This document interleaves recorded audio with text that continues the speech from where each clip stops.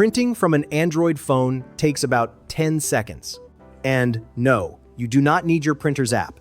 Android has printing built in. It's called Default Print Service, and it's already sitting on your phone.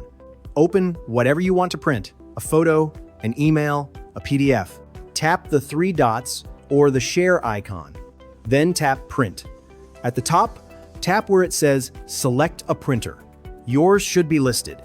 Pick it and hit the Print button. Not showing up? Two fixes. First, your phone and your printer have to be on the same Wi-Fi network. So turn mobile data off for a second to force it. Second, install Mopria Print Service from the Play Store.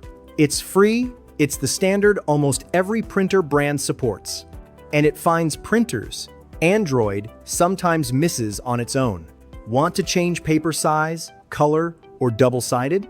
Tap the little arrow next to the printer name before you print. No app, no cable, no account. More printer help at Castle Inc.